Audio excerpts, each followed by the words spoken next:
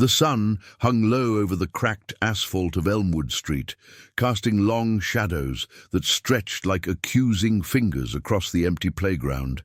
It was one of those forgotten corners of the city where chain-link fences rattled in the wind and the air smelled of rust and distant rain. 8-year-old Tommy huddled against the rusted slide, his small frame shaking as 3 older boys circled him like wolves. They were teenagers, all sharp elbows and sneers, their faces twisted with the kind of cruelty that comes easy when no one's watching. The leader, a lanky kid with a faded bandana, shoved Tommy hard into the dirt, kicking up dust that stung the boy's eyes. "Cry louder, shrimp," he taunted, his voice echoing off the empty swings. Tommy's backpack spilled open, his lunchbox tumbling out with a pathetic clatter, but he didn't dare reach for it. Tears carved tracks through the grime on his cheeks, his whimpers swallowed by the indifferent hum of the city beyond. From the edge of the lot, hidden behind a cluster of overgrown weeds, an old pickup truck idled, its engine a low growl. Inside, behind the wheel, sat Marcus Hale, a man whose life had been etched by the roar of motorcycles and the weight of promises long buried. At 42, Marcus carried the scars of a different kind of battlefield, faded tattoos snaking up his arms from his days in the service, a limp from a crash that took his brother, and eyes that had seen too much betrayal to trust easily.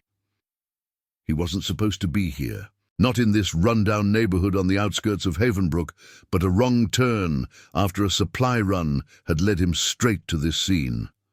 His calloused hands tightened on the steering wheel, knuckles whitening as he watched the bullies close in tighter. Tommy's cries pierced the air, a sound that tugged at something deep in Marcus's chest, a memory of his own childhood, lost in the shuffle of a broken home before the road became his only family. Marcus killed the engine with a flick of his wrist, the sudden silence amplifying the boy's laughter. He stepped out, his boots crunching gravel, the leather of his worn jacket creaking like old leather. At 6'3", he cut an imposing figure, broad shoulders straining against the fabric, a silver chain with a rusted dog tag glinting at his neck. The bullies froze as he approached, their bravado cracking like thin ice. "Hey," Marcus said, his voice a gravelly rumble, low but carrying the weight of thunder. The leader straightened, trying to look tough. "Mind your business, old man." But Marcus didn't stop, his eyes locking on Tommy, who peeked up from the dirt with wide, terrified eyes. In that moment, something shifted in Marcus, a forgotten oath surfacing from the depths of his past. Years ago, on a rain-soaked night in a desert outpost, he'd sworn to his fallen brother, "I'll watch out for the little guys, Jake. No one gets left behind." It was a promise he'd buried under miles of highway and the solitude of the Iron Vow MC. But here it was, demanding to be honored. The bikers' convoy wasn't far behind. Marcus had made one call from his truck, his voice steady as he spoke into the battered phone. "It's Hale. Got a kid in trouble. Elmwood Playground. Bring the brothers." The line had crackled with affirmation. No questions, just the unspoken bond of men who'd ridden through fire together. Now, as the first rumble echoed down the street, the bullies scattered like leaves in a storm. A line of motorcycles crested the hill, chrome flashing in the dying light, engines harmonizing in a symphony of power and purpose. 200 strong they were, the Iron Vow, a brotherhood forged in the aftermath of war, their cuts emblazoned with the emblem of a chained fist breaking free. They weren't outlaws. They were guardians, veterans who traded uniforms for leathers, carrying the weight of lost comrades in every mile they rode. Marcus knelt beside Tommy, his large hand gentle as he helped the boy to his feet. "You're safe now, kid," he murmured, brushing dirt from the boy's shoulder. Tommy clutched his lunchbox like a shield, staring up at this stranger with a mix of fear and awe. The lead biker, a grizzled veteran named Elias, pulled up first, his bike kicking up dust as he dismounted. "What have we got?" Elias asked, scanning the scene with eyes sharpened by too many patrols. Marcus stood, clapping a hand on Tommy's back. Bullies thought they owned the playground, but we own the road and the right to protect what's good. The boy looked from Marcus to the sea of bikes now filling the street, engines idling like patient beasts. For the first time, a spark of hope lit his face, cutting through the fear. As the sun dipped below the horizon, painting the sky in streaks of orange and purple, the convoy formed a protective circle around the playground. Word had spread through the brotherhood like wildfire, texts pinging from phone to phone, pulling riders from garages and diners across the county. They weren't here for glory. This was about the promise, the one that bound them tighter than blood. Marcus watched Tommy climb into Elias's sidecar, the boy's small hands gripping the edge, a tentative smile breaking through. But beneath the triumph, Marcus felt the stirrings of something larger. Tommy wasn't just any kid. A quick glance at the boy's backpack revealed a faded photo spilling out, a single mother, weary-eyed, and a note scribbled in hasty ink. "If anything happens, call this number." The address led back to a name Marcus recognized from old whispers in the wind, a family tied to the same corruption that had shattered his own years ago. The street transformed under the biker's presence, the air thick with the scent of exhaust and resolve. Headlights pierced the gathering dusk, casting beams that danced across determined faces. Marcus mounted his own bike, a black beast with scars matching his own, and revved the engine. The roar united them, a chorus of loyalty echoing into the night. Tommy's mother, Sarah, would get the call soon, not from fear, but from salvation. But as the convoy rolled out, Marcus's mind raced ahead. This wasn't the end. It was the beginning of a ride that would unearth secrets buried deeper than desert sand, testing the Iron Vow's honor against shadows from his past. The little boy's rescue had awakened the promise, and now, 200 bikes strong, they would ride until justice rolled like thunder. The convoy thundered through the twilight streets of Havenbrook, a river of chrome and leather carving through the urban sprawl like a vein pulsing with purpose. Marcus Hale rode at the front, his bike's engine a steady growl that matched the knot tightening in his gut. Tommy clung to the sidecar of Elias's machine just behind him, the boy's wide eyes reflecting the blur of passing streetlights. The air whipped past, carrying the sharp tang of cooling exhaust and the faint earthy scent of the river winding alongside the road. 200 riders stretched out in formation, their silhouettes merging with the fading horizon, a wall of resolve against the encroaching night. This wasn't just a rescue. It was a reckoning, the kind that stirred old ghosts Marcus had long tried to outrun. They pulled up to a weathered apartment block on the edge of town, its brick facade scarred by years of neglect, windows glowing faintly like wary eyes. The building squatted under a canopy of sagging power lines, the hum of fluorescent buzzers cutting through the settling rumble of engines. Marcus dismounted first, his boots hitting the pavement with a solid thud that echoed his resolve. Elias helped Tommy out, the boy rubbing his arms as if shaking off the chill of the playground dust. "This your place, kid?" Marcus asked, his voice low, scanning the shadowed doorways. Tommy nodded, pointing to a door on the ground floor marked with peeling blue paint. "Mum's inside. She works late." But there was a hesitation in his voice, a flicker of something unspoken that made Marcus's instincts sharpen. As the bikers formed a loose perimeter, their presence drawing curious glances from upper windows, Marcus knocked, 3 firm raps that reverberated like a judge's gavel. The door creaked open after a moment, revealing Sarah Klein, Tommy's mother. She was in her early 30s, her face lined with the quiet exhaustion of double shifts at the local diner. Dark hair pulled back in a hasty ponytail, her eyes, a stormy grey, widened at the sight of the sea of leather-clad figures, then softened with relief as they landed on her son. "Tommy! Oh, God!" she whispered, pulling him into a fierce hug, her apron still dusted with flour from the evening rush. The scent of fresh bread and faint perfume clung to her, a fragile warmth amid the night's chill. Tommy buried his face in her shoulder, mumbling about the playground, the bullies, the stranger who came like a storm. Sarah straightened, wiping her hands on her jeans, her gaze shifting to Marcus. "Who are you? What happened?" Her tone held a mix of gratitude and wariness, the kind honed by a life where help often came with strings. Marcus removed his helmet, revealing close-cropped hair streaked with silver and a jaw set like carved stone.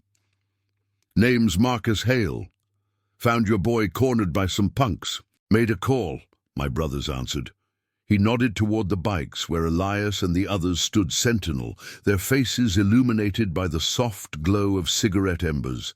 Sarah's expression tightened, a shadow crossing her features as she glanced at the photo still peeking from Tommy's backpack, the one Marcus had spotted earlier. It was an old snapshot, edges frayed, showing her with a younger man whose face tugged at Marcus's memory like a half-forgotten dream. Inside the cramped living room, the air was thick with the aroma of simmering stew and the faint mustiness of thrift store furniture. Sarah poured coffee into mismatched mugs, her hands trembling slightly as she sat across from Marcus on a sagging couch. Tommy hovered nearby, munching on a cookie she'd pulled from the counter, his earlier fear melting into the safety of home.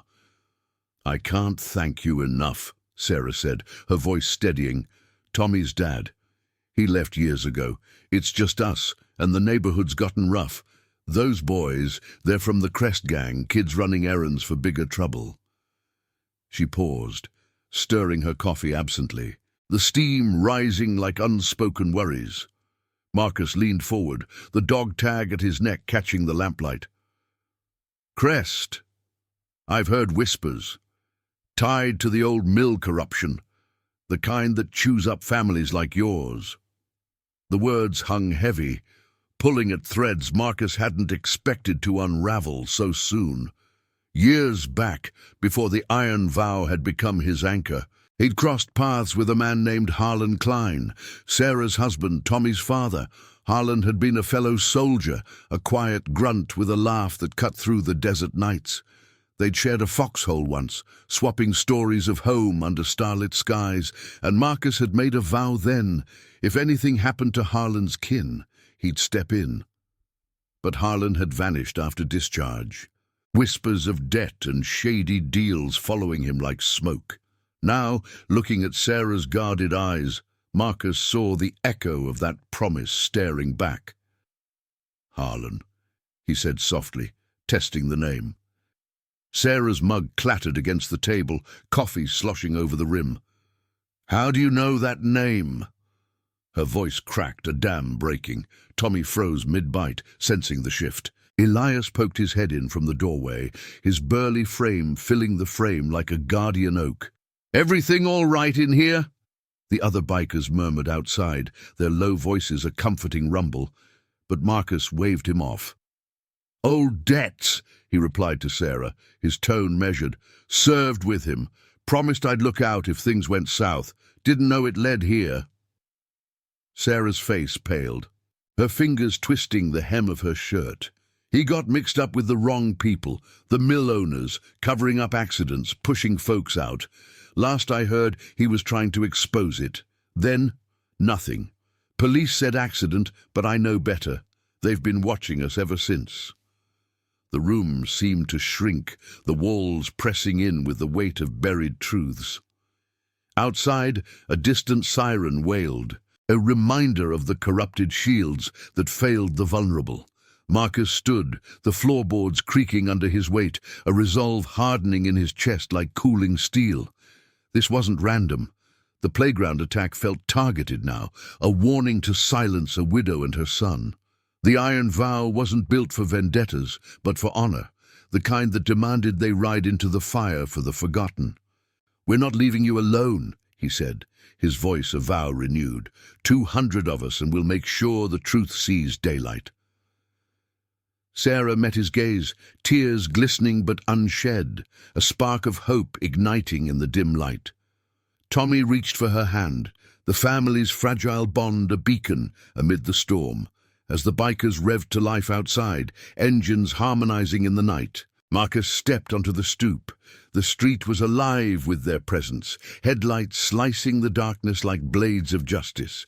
But in the rear view of his mind, shadows loomed. The mill's secrets, Harlan's ghost, and the ethical tightrope ahead. Riding for redemption meant facing the corruption head-on, testing loyalties forged in blood and chrome. The convoy pulled away slowly, protective shadows enveloping the apartment. But Marcus knew the real ride was just beginning. Promises didn't die, they demanded payment. And tonight, the iron vow would collect. And now, I invite you to leave in the comments where you're watching from and the exact hour you heard this story. We wish to know how far these northern confessions travel and at what moments they reach you. The moon hung like a tarnished silver coin over Havenbrook, casting a pale glow on the winding back roads that led to the old riverside mill. Marcus Hale led the convoy at a measured pace, his bike's headlight cutting through the inky darkness like a lighthouse beam in a storm-tossed sea. The air was crisp now, laced with the metallic tang of the nearby river and the faint, acrid whisper of industrial decay that clung to the mill's forgotten silhouette. 200 engines thrummed in unison behind him, a low symphony of loyalty that drowned out the doubts gnawing at his edges.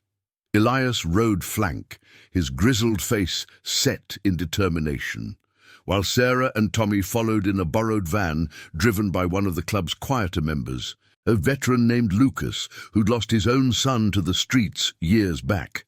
The boys' rescue had pulled them all into this web, but Marcus felt the weight of it heaviest, the promise to Harlan resurfacing like a tide he couldn't hold back. They crested a low hill, and the mill came into view, a hulking beast of rusted iron and crumbling brick, its smokestacks stabbing the sky like broken fingers. Floodlights flickered erratically from the perimeter fence, illuminating chain-link barriers topped with barbed wire that glinted menacingly.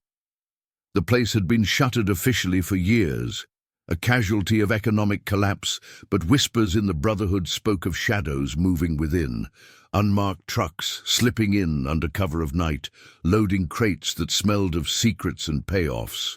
Marcus signaled a halt with a raised fist, the convoy slowing to a gravel-crunching stop in a concealed thicket off the access road. Engines cut one by one, leaving only the rustle of leaves and the distant lap of river water against concrete pilings. "We scout first," Marcus said, his voice a hushed rumble as he dismounted. "No charging in blind. This is about truth, not a brawl." Elias nodded, slinging a leg over his saddle and joining Marcus at the tree line.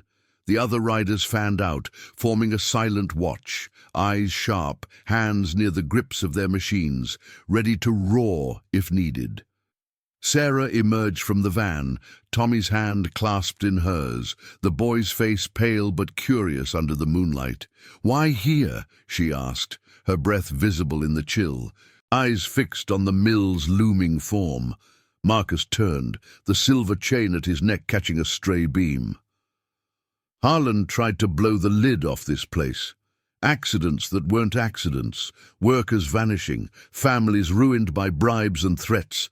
If he's gone because of it, answers start here. She swallowed hard, pulling Tommy closer, the scent of her earlier stew still faint on her clothes, a reminder of the fragile life they'd left behind. The boy looked up at Marcus, his small voice cutting the tension. "Will Dad be there?" Sarah's grip tightened, but Marcus knelt to the child's level, his scarred hand resting lightly on the boy's shoulder. "We'll find out what happened. That's the promise." Slipping through the underbrush like ghosts, Marcus and Elias approached the fence, the ground soft and muddy underfoot, sucking at their boots with each step. The air grew heavier here, thick with the oily residue of machinery long idle and something sharper, chemicals perhaps, leaking from hidden drums. A side gate hung ajar, its lock pried open recently, a telltale sign of illicit activity. They crouched low, peering through the gaps. Inside, the yard was a maze of derelict crates and skeletal conveyor belts, but movement stirred. Two figures in dark coveralls patrolling with flashlights, their beams sweeping like searchlights. One muttered into a radio, voice carrying on the wind. "Perimeter clear. Boss says keep it tight. No loose ends tonight." Marcus's jaw clenched. This was no abandoned ruin. It was a nerve center for the corruption Sarah had hinted at, the kind that poisoned Havenbrook from the roots. A sudden crackle from Elias's pocket radio broke the silence. One of the outer riders spotting headlights approaching from the main road. Trouble inbound, looks official, squad cars. Marcus cursed under his breath, the word lost in the night's hush. Corruption's long arm, reaching even here. They retreated swiftly, melting back into the shadows as the convoy stirred to life, but not before Marcus spotted it, a faded emblem on one of the crates, half obscured by grime. A chained fist, eerily similar to the Iron Vow's own, but twisted, inverted, a mockery, or worse, a connection from the past. His mind raced to Harlan's last letters, smuggled from the front. Warnings about a network preying on veterans, luring them into debts with false promises of work at places like this mill. Back at the thicket, the group regrouped under the van's dim interior light. Sarah's face was ashen, her fingers tracing the photo in Tommy's backpack, the one of Harlan, smiling in fatigues, oblivious to the storm ahead. "He worked security here after the service," she confessed, voice barely above a whisper. "Said he saw things. Cover-ups for spills that sickened kids downstream, bribes to silence families. He wanted out, but they threatened us. That's why he vanished." Tommy huddled against her, the weight of words too big for his small world. Marcus paced, the mud caking his boots, his mind a whirlwind of ethical storms. Ride in now. And they risked becoming the villains. Wait, and the shadows deepened. Elias clapped a hand on his shoulder, the older man's eyes steady. "We don't fight dirty. We expose it. Call in favors, old contacts from the force, the ones who still remember honor." As the squad car's sirens wailed faintly in the distance, growing closer like hounds on a scent, Marcus made the call. Not to charge, but to document. Riders with phones capturing footage from afar, lights off, engines cold. The air hummed with restrained power, the Brotherhood's loyalty a tangible force binding them. One rider, a wiry medic named Ryan, knelt by Tommy, offering a spare jacket against the chill. "Stick with us, kid. Family's what we make." The boy nodded, a flicker of trust blooming. But Marcus felt the pull of deeper waters, Harlan's ghost, demanding more than protection. This mill held keys to redemption, not just for Sarah and Tommy, but for the promises he'd buried with his own losses. The squad cars crested the hill, blue lights pulsing like false beacons, pulling up to the mill's gate with authoritative squeals. Officers emerged, clipboards in hand. But their movements were too casual, too rehearsed, no real urgency, just a show for any unseen eyes. Marcus watched from cover, the river's murmur mocking the facade. "They're in on it," he growled to Elias. "Covering tracks." The older biker nodded grimly. "Then we go around them. Truth rides faster than lies." As the convoy eased back onto the road, engines whispering to avoid detection, Marcus glanced at Sarah in the van's mirror. Her eyes met his, a silent pact forming. The night's revelations had cracked open old wounds, but in the Iron Vow's unbreakable chain, healing began. Yet the road ahead twisted toward confrontation, where loyalty would be tested against the cold machinery of power. Promises demanded action, and dawn would bring the next mile of reckoning. Dawn crept over Havenbrook like a reluctant witness, painting the sky in muted greys and golds that filtered through the dense canopy of pines lining the back road. Marcus Hale gripped the handlebars of his bike, the leather worn smooth from years of faithful miles, as the convoy eased into a hidden clearing deep in the woods. The engines sighed to silence one by one, the sudden quiet amplifying the rustle of dew-kissed leaves and the distant call of a lone bird breaking the night's tension. 200 riders dismounted with practiced ease, their boots sinking into the soft earth, forming a circle around a flickering campfire that Lucas had sparked with a bundle of dry twigs. The air carried the crisp bite of morning mist, mingled with the lingering smoke of exhaust, a reminder of the shadows they'd just evaded at the mill. Sarah emerged from the van, her arm around Tommy, who rubbed sleep from his eyes, the oversized jacket from Ryan swallowing his small frame. The boy's face, smudged with remnants of playground dirt, held a quiet wonder at the gathering. A sea of weathered faces illuminated by the fire's glow, stories etched in every scar and tattoo. Marcus approached, his limp more pronounced after the night's stealth, the old crash injury flaring like a ghost's whisper. "We got eyes on them," he said, nodding to a cluster of riders huddled over phones, screens casting blue hues on their concentrated expressions. "Footage shows the cops shaking hands with those coverall goons. No raid, just a nod and drive-off." His voice was gravel over steel, laced with the disgust of a man who'd once trusted badges more than leathers. Elias stirred a pot of coffee over the flames, the rich aroma cutting through the damp chill, steam rising like unspoken vows. He passed a tin mug to Sarah, who accepted it with a nod, her grey eyes reflecting the fire's dance. "Harlan warned me about this," she murmured, settling on a log with Tommy curled against her side. The boy clutched the faded photo tighter now, as if it were a talisman against the unraveling truth.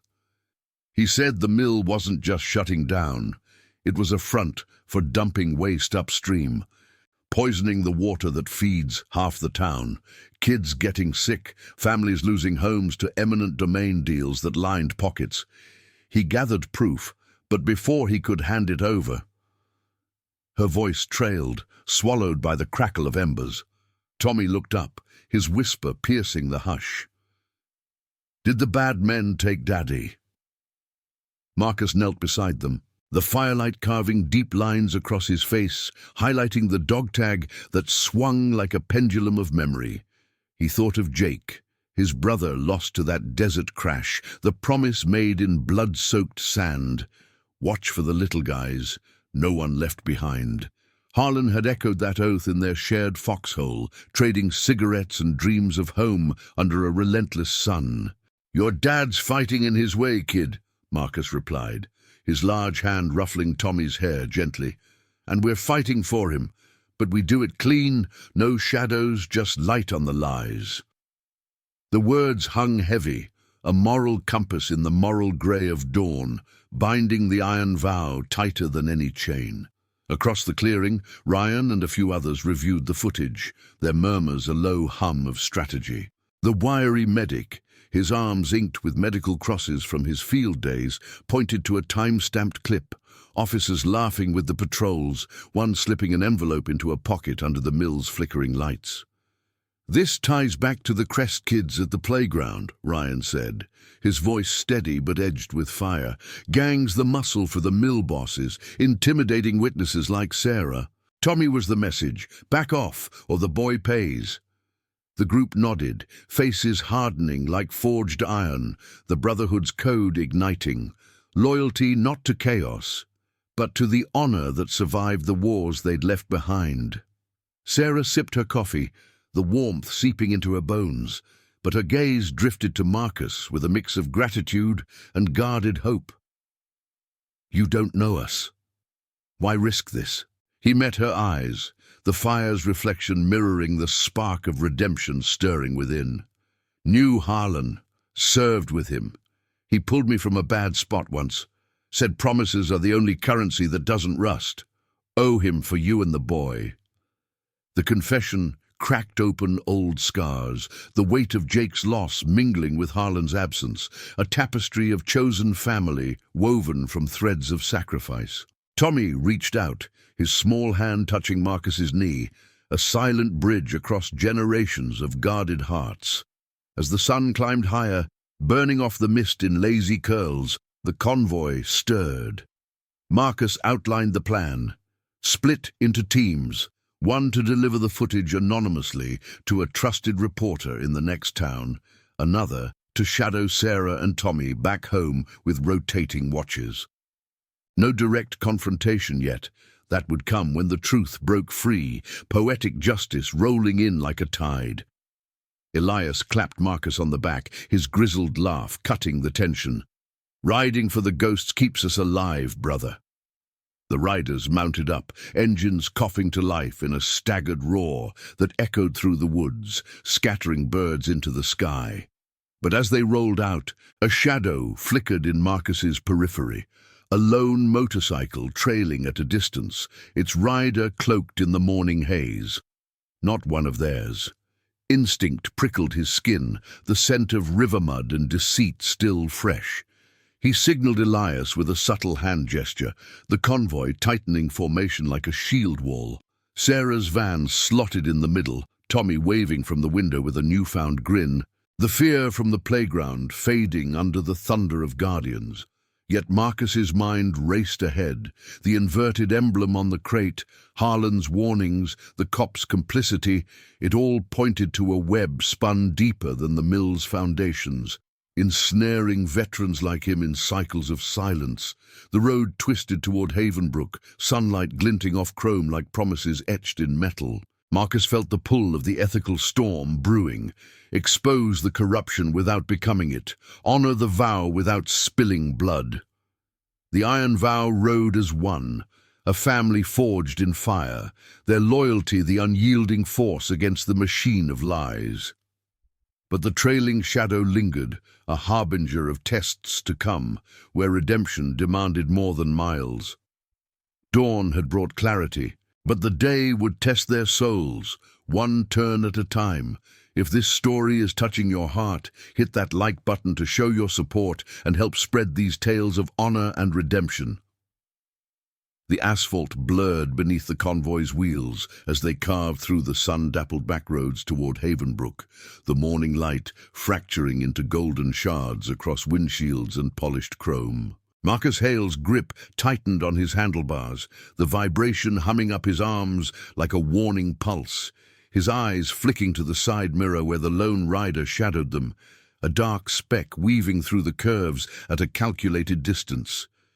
The air rushed past, cool and pine-scented, carrying the faint, oily echo of the mill's decay that still clung to their leathers. 200 bikes formed an ironclad phalanx, engines purring in low harmony. But Marcus felt the fracture in their rhythm, the unspoken tension rippling through the ranks like a stone skipped across still water. Elias rode close on his flank, his weathered face creased with the same suspicion, salt and pepper beard whipping in the breeze. "That tail's no ghost," he growled over the wind, voice cutting through the roar without a headset. Marcus nodded, his silver chain glinting as he tilted his head. "Pull back. See if he bites." With a hand signal sharp as a blade, a trio of riders, Ryan leading on his sleek black cruiser, peeled off, engines dipping low as they looped behind the formation. The road narrowed here, flanked by dense thickets of oak and fern that swallowed sound, the canopy overhead dappling shadows like camouflage. Sarah's van hummed in the convoy's core, Tommy's small face pressed to the window, waving at the passing scenery with the innocent thrill of a boy discovering an army of uncles. The trailing rider didn't flinch at first, maintaining his ghosting pace, but as Ryan's group closed the gap, he gunned his throttle, a throaty snarl that shattered the woodland hush. Dust billowed in his wake as he veered onto a rutted side path, vanishing into the undergrowth like smoke. Marcus cursed under his breath, the word lost to the wind, and signaled the convoy to halt at a weathered overlook where the road crested a ridge. Brakes whined softly, bikes settling into gravel with puffs of earth, the sudden silence amplifying the river's distant rush below. Riders dismounted in fluid motion, forming a loose semicircle, hands resting near pockets where loyalty met necessity. Tools of peace, but ready for the fray. Ryan's team returned minutes later, faces taut under helmets, boots crunching as they approached Marcus. "Lost him in the trees," Ryan reported, wiping sweat from his brow, the medic's tattoo peeking from his sleeve like a badge of battles past. But he dropped this. He held out a crumpled scrap of paper, edges frayed, snatched from the rider's path. Marcus unfolded it under the shade of a towering pine, the ink smudged but legible, coordinates etched in hasty scrawl, pointing to an abandoned warehouse on Havenbrook's industrial fringe, the same district Harlan had patrolled in his final days. A symbol lurked in the corner, that twisted, chained fist from the mill crate, mocking their emblem. "He's baiting us," Marcus said, folding the note into his pocket, the paper crackling like dry bones. "Or warning. Either way, it's Harlan's trail." Sarah stepped from the van, her ponytail loosening in the breeze, carrying Tommy by the hand. The boy's eyes widened at the gathering, the firelight from dawn now replaced by the sun's unyielding glare filtering through leaves. "What now?" she asked, her voice steady but threaded with the weariness of revelations piling like storm clouds. Marcus met her gaze, the overlook's edge dropping away to a valley of mist-shrouded fields, a visual echo of the chasm between safety and truth. "We follow it, but smart. Eyes open, no lone wolves." Tommy tugged at her sleeve, pointing to the horizon where Havenbrook smokestacks pierced the sky like accusatory spires. "Are we going to find Dad's secret place?" The question hung, innocent yet piercing, stirring the ghosts Marcus carried. Jake's laugh fading in the desert wind, Harlan's hand clapping his shoulder in that foxhole, the vow sealing their fates. The convoy reformed with renewed purpose, engines igniting in a staggered chorus that rolled down the ridge like thunder chasing lightning. They bypassed the main arteries, threading through forgotten lanes where wildflowers nodded along cracked curbs and the scent of wild honeysuckle mingled with heated rubber.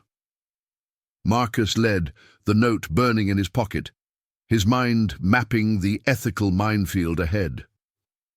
Expose the mill's poison without igniting a war. Honor the promise without dragging innocence into the crossfire. Elias rode shotgun, his presence an anchor, while Lucas tailed the van, his quiet vigilance a shield for the fragile cargo within. Whispers passed rider to rider via glances and nods, the brotherhood's language, forged in foxholes and freeways, binding them against the corruption's tide. As they neared the warehouse district, the landscape shifted. Skeletal buildings loomed, windows shattered like broken promises. The air thickening with the brine of the nearby docks and the faint chemical bite of runoff from upstream. The coordinates led to a squat structure of corrugated metal, its doors yawning open like a forgotten maw, weeds clawing through the concrete lot. Marcus signaled a wide perimeter, bikes fanning out to encircle without enclosing, headlights off to avoid drawing eyes. He dismounted with Elias and Ryan, boots silent on the grit, approaching the threshold where shadows pooled deep. Inside, the space echoed with emptiness. Rusted beams overhead, pallets stacked haphazardly, the floor dusted with years of neglect. But in the far corner, a glint caught the slanting sunlight, a metal locker ajar, spilling papers yellowed with age. Marcus's heart thudded as he knelt, the air musty with mildew and faded ink. Harlan's handwriting leaped from the pages, notes on spill sites, dates of bribes, names of officials who'd turned blind eyes. A photo clipped to one sheet showed Harlan with a group of workers, faces grim, the twisted fist emblem on a crate behind them. "He was building a case," Marcus murmured, the words tasting of redemption's bitter edge. Elias scanned the shadows, his hand steady, and they buried it. With him. Outside, a rider's low whistle cut the air. Movement at the perimeter. The trailing rider reappeared, engine idling at the lot's edge, helmeted figure motionless, a silhouette against the sun, not attacking but watching, as if the web spinner had come to appraise his prey. Sarah and Tommy waited in the van. You parked in cover. The boy's face pressed to the glass, curiosity battling fear. Marcus pocketed a sheaf of documents, the weight of Harlan's legacy settling like a mantle. This wasn't vengeance. It was justice's slow burn, poetic in its patience, demanding they remain the light amid the lies. As the convoy revved to withdraw, the watcher gunned away, vanishing into the district's maze. Marcus mounted up, the papers secure, his resolve hardening like dawn's first frost. The road back promised no ease, the cops' complicity, the Crest gang's reach, the mill's poison seeping into Havenbrook's veins. But with 200 souls riding as one, the iron vow would unearth the truth, fulfilling promises that time couldn't erode. The warehouse faded in the mirrors, but its secrets rode with them, pulling toward the confrontation where loyalty would forge or fracture them all. The sun climbed mercilessly over Havenbrook's industrial sprawl, turning the air into a shimmering haze that distorted the horizon like a fever dream. Marcus Hale throttled his bike harder. The engine's growl a counterpoint to the storm, brewing in his chest as the convoy sliced through the midday traffic. The sheaf of Harlan's documents pressed against his ribs inside his jacket, their edges sharp as accusations, the faint scent of aged paper mingling with the hot asphalt rising in waves. 200 riders flanked him in disciplined waves, chrome catching the light in blinding flashes. But Marcus's focus narrowed to the rearview mirror, empty now, the watcher gone, yet his presence lingered like a chill draft in summer. The road hummed beneath them, tires whispering over seams in the pavement, carrying them toward the heart of the city, where truths waited to fracture or forge. They converged on the Iron Vow's safe house, a nondescript garage on the outskirts disguised as a mechanic's shop, its roll-up door scarred from years of comings and goings. The air inside was thick with the oily tang of motor oil and the comforting bite of fresh brewed coffee from a battered percolator. Engines fell silent as the bikes filed in, riders dismounting with the quiet efficiency of men who'd danced this routine in darker times. Sarah guided Tommy from the van, the boy's steps tentative on the concrete floor, his eyes darting to the array of tools and half-rebuilt Harleys lining the walls like silent sentinels. The space felt alive with purpose, fluorescent bulbs buzzing overhead, casting long shadows that danced with the flicker of a welding torch in the corner. Marcus spread the documents across a scarred workbench, the papers unfurling like a map to buried sins. Harlan's script was tight, urgent, notes on toxic spills leaching into the river, dates aligning with clusters of illnesses in downstream neighborhoods, lists of names, mill owners, council members, even a badge number matching one of the cops from the night before. Elias leaned in, his calloused finger tracing a ledger entry, the scent of his pipe tobacco curling up like a question mark. He had proof of payoffs, thousands funneled through shell companies to silence families. This ties the Crest punks directly. They were the enforcers, shaking down anyone who sniffed too close.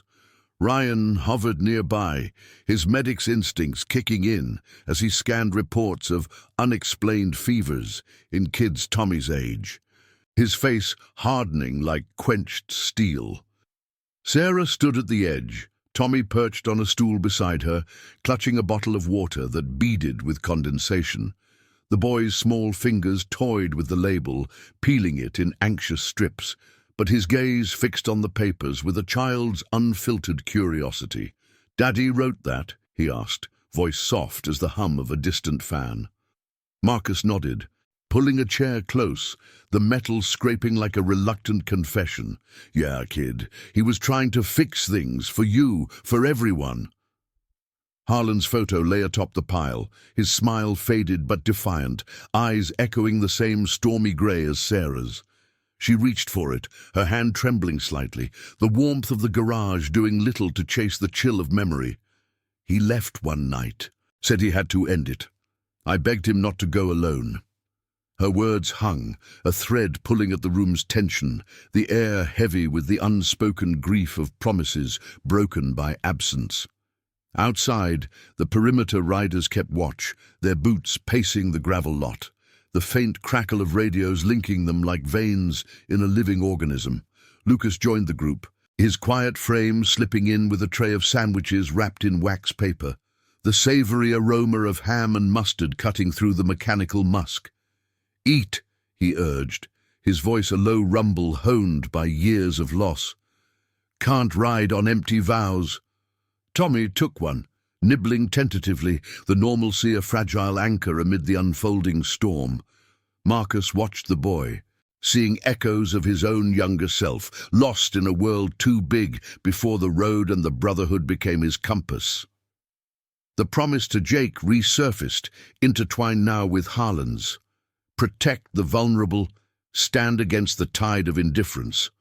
But this web was knotted tight, the corruption's roots feeding on the very loyalty that bound men like them. A sudden buzz from Elias's phone shattered the moment, the screen lighting his face in harsh blue. "Reporter's got the footage, says it's gold, but the mill's got pull. Cops are circling, calling it a biker disturbance to discredit us." Marcus's jaw set, the dog tag at his neck suddenly heavy, cool against his skin, the ethical razor edged closer. Release everything now. And they risked Harlan's evidence being buried under smears. Hold back, and the poison spread further. Sarah's eyes met his, a spark of resolve mirroring his own.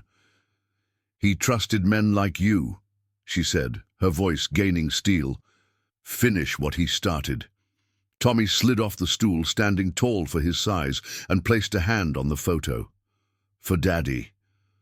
The gesture pierced Marcus, a quiet vow sealing the pact, the garage's walls seeming to lean in with the weight of chosen family. As the afternoon waned, shadows lengthening across the workbench, the group plotted in hushed tones. Riders divided tasks, some to distribute copies of the documents to safe contacts, old VA buddies, honest journalists beyond the town's grasp, others to reinforce the watch on Sarah's apartment. No guns, no rushes. This was justice's patient forge, heating truths until they bent the corrupt to their will. Ryan bandaged a minor scrape on Tommy's knee from the van ride, his gentle touch a reminder of the lives they'd all patched together. Elias clapped Marcus on the shoulder, the older man's grip firm. "We're the chain that doesn't break, brother. Harlan's riding with us now." But as they prepared to roll out, a low rumble echoed from the street, not the convoys, but a rival thunder. Through the half-open door, headlights pierced the gloom. A pack of crest riders, maybe 20 strong, engines idling like predators at bay. The leader, a scarred figure in a cut bearing the twisted fist, revved once, a challenge hanging in the exhaust-scented air. Marcus stepped forward, the documents tucked away, his presence a wall of unyielding calm. No words yet, just the standoff's electric hush, the sun dipping low to gild the tension in crimson. The iron vow formed ranks behind him, 200 against the shadows, loyalty the blade that would cut through. Tommy peered from behind Sarah, fear flickering but held at bay by the Brotherhood's unbreaking line. The confrontation loomed, not of fists but of wills. Redemption's final test, where promises would clash against the machine of deceit, forging legacy from the fire of honor. The sun bled crimson across the garage's threshold, turning the standoff into a tableau of fire and shadow, where the air hung thick with the acrid bite of idling engines and the faint metallic tang of anticipation. Marcus Hale stood unmoving in the doorway, his broad frame a sentinel etched against the fading light, the dog tag at his neck catching the last rays like a talisman of oaths unbroken. Behind him, the iron vow assembled in silent ranks, 200 souls, leathers creased and faces set like weathered stone, their presence a thunder held in check. The crest riders loomed across the lot, 20 engines growling low, their twisted fist emblems mocking the air. The leader's scarred visage half hidden under a battered helmet, eyes narrowed to slits of defiance. No one spoke at first. Words were for the unworthy. The leader revved once more, a guttural challenge that vibrated through the gravel, kicking up dust that swirled like ghosts in the dying light. Marcus stepped forward, boots deliberate on the crunching stones, his voice emerging low and steady, carrying the weight of deserts crossed and brothers lost. "You boys picked the wrong playground. Harlan's fight ends today, not with blood, but with the light you can't outrun." The name hung like a blade, and the leader stiffened, his gloved hand twitching near his throttle. Whispers rippled through the crest line. Harlan's ghost stirring unease, the document's shadow already seeping into their ranks via anonymous texts from the vow's far-flung contacts. Sarah clutched Tommy close inside the garage, the boy's small chest rising and falling in rhythm with her own. The savory remnants of sandwiches forgotten on the workbench. The fluorescent hum overhead seemed louder now, a counterpoint to the tension coiling outside, while Elias flanked Marcus, his grizzled form a pillar of quiet fury. Ryan and Lucas held the flanks, their eyes scanning for the first false move. The Brotherhood's bond, a living shield woven from shared scars and silent pacts. The leader dismounted slowly, his boots hitting the ground with a thud that echoed like a gavel, removing his helmet to reveal a face crisscrossed by old wounds. Another veteran, twisted by the same wars that forged the vow, but pulled into the mill's venomous web. "You think papers scare us?" the man snarled, his voice rough as rusted chain, stepping closer until the space between them crackled. But Marcus didn't flinch. Pulling a single sheet from his jacket, the photo of Harlan, edges frayed, smiling amid the mill's crates. "This man saw you for what you are, enforcers for poison peddlers, preying on the weak to line corrupt pockets. He paid for it. But his truth? It's already rolling out. Reporters, feds beyond your reach. Ride away, or be the footnote in your own downfall." The words landed like rain on parched earth, and doubt flickered in the leader's eyes. The crest riders shifting uneasily, engines faltering in their growl as phones buzzed with alerts, headlines breaking, the mill's spills exposed, arrests rippling through the chain of command. The leader's gaze darted to the photo, recognition dawning like a slow poison. Harlan had been his sergeant once, pulling him from the same foxhole Marcus remembered. A fracture appeared, the man's shoulders sagging under the weight of buried regret. "He was one of us," he muttered, the confession slipping out like smoke, his hand unclenching from the bike's grip. The standoff teetered, the air electric with the possibility of fracture or fire, but Marcus held steady, his voice a bridge over the abyss. "Then honor that. Walk from this. The vow doesn't break men, it redeems them." One by one, the crest engines cut, the riders exchanging glances heavy with the moral tide turning, loyalty's pull stronger than the mill's chains, whispers of defection spreading like dawn's light. As the rival pack dispersed into the twilight, tails of dust trailing like retreating shadows, the garage exhaled. Marcus turned, the documents secure once more, his limp carrying him back to the workbench where Sarah waited, Tommy peeking from her side with eyes wide as the unfolding horizon. The boy stepped forward, wrapping small arms around Marcus's leg in a hug that bridged generations of guarded hearts. "You found Daddy's words," Tommy whispered, the warmth of the gesture cutting through the cooling evening air, scented now with relief and the faint bloom of wildflowers from the lot's edge. Sarah's tears fell freely, not of sorrow, but release, her hand finding Marcus's in silent thanks, the echo of Harlan's vow fulfilled through hands scarred by time and trial. Word spread through the vow like a victorious rumble. The reporter's story hit the wires, the cop's complicity unraveling under federal scrutiny, the mill's gates sealed by dawn's light. Families downstream breathed easier, the river's poison traced and stemmed, justice poetic in its quiet cascade.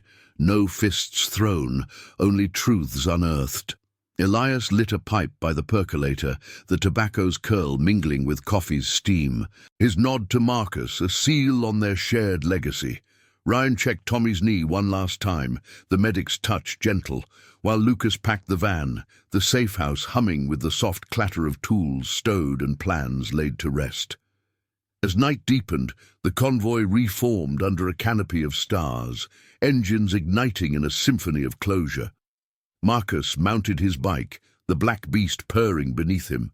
Sarah and Tommy secure in the van's warmth. They rode slow through Havenbrook streets, headlights weaving a protective web, the city's pulse syncing with their own. A town awakening to honor's quiet power. Marcus glanced back, the garage fading in the mirrors, Harlan's photo tucked safe, a talisman of promises redeemed. The road stretched endless, but for the first time in years, it felt like home. Not the highway's solitude, but the chain of chosen family, unbreakable against the cynic's storm. In the weeks that followed, the mill's web crumbled, bosses indicted, the crest remnants scattering to seek their own paths, veterans like the leader finding doors open at the vows table. Sarah rebuilt, her diner shifts lighter with community support. Tommy's laughter ringing freer in playgrounds, now watched by more than shadows. Marcus rode on, the limper badge of battles won. Jake and Harlan riding beside him in memory's roar. The iron vow grew, not in numbers, but in the depth of oaths honored. Justice moral, redemption silent, loyalty the legacy that outlasted rust and rain. And in Havenbrook's heart, a little boy learned that heroes came on two wheels, fulfilling whispers from the past, with thunder that changed everything. Thank you for riding with us through this tale of unbreakable promises and chosen family. If it touched your soul, please subscribe for more stories of quiet courage and moral fire. We'll see you on the next road.